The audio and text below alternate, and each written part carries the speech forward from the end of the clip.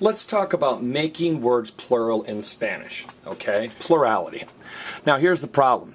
Sometimes we add an S to make a word plural, sometimes we add an ES to make a word plural, and sometimes we add an N.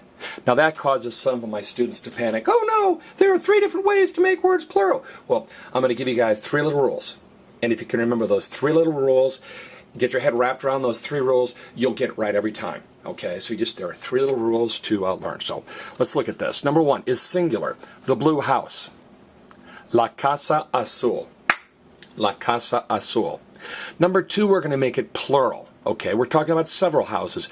We're going to say the blue houses.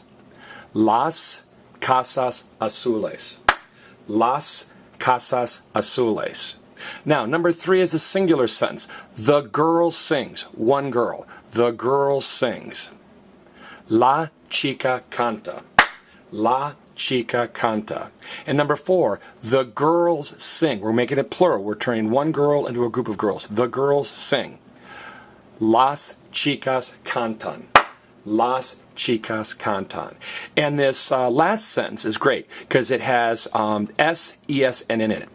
The tall trees have many leaves. Los árboles altos tienen muchas hojas. Los árboles altos tienen muchas hojas. All right, here's the $64,000 question.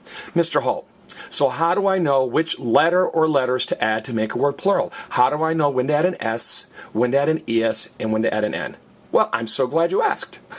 3 rules, all right? Number 1, if a word ends in a vowel, A-E-I-O-U, add an S. Notice, la turn into las, casa turn into casas, and down here, alto turn into altos.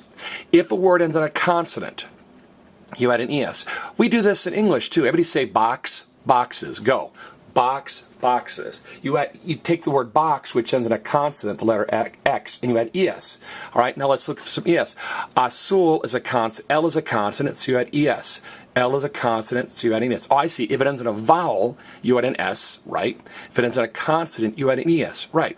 Well, when do I add an N, Mr. Hult? Well, if it's an action, you guys see the N there? If it's an action, add an N. Notice, the girls sing. Singing is plural. It's a group of girls singing, so it's cantan. Now, they have, so it's tienen. Oh, I see, Mr. Hult. If it ends in a vowel, you add an S. Yes. If it ends in a consonant, you add an ES. Yes, just like in English, box turns into boxes. But if it's an action or a verb, you add an N, because look at the last letter of action. Everybody say action. Go, action. What's the last letter of action? N. So to make an action plural, you add an N. And that'll do it. Okay? Hope that helped.